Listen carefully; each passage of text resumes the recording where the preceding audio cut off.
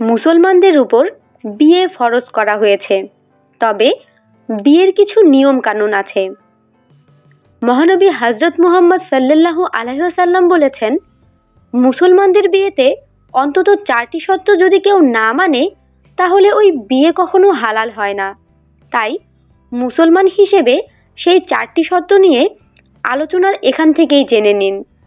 4টি শর্ত: ইশারা করে দেখিয়ে দেয়া কিংবা নাম উল্লেখ করে শনাক্ত করা, অথবা গুণাবলী উল্লেখ করে অথবা অন্য কোনো মাধ্যমে বর কনে উভয়কে সুনির্দিষ্ট করে নেয়া।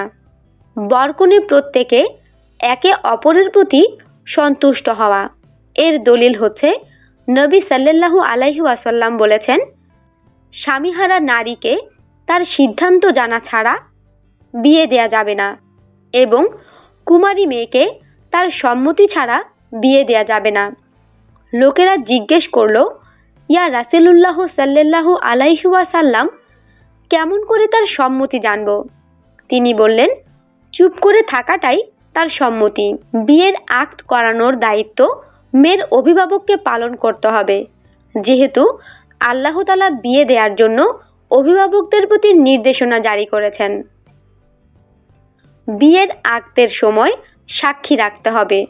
দলিল হচ্ছে নবী সাল্লাল্লাহু আলাইহি ওয়াসাল্লাম বলেছেন, অভিভাবক ও 2 জন সাক্ষী ছাড়া কোনো বিবাহ নেই।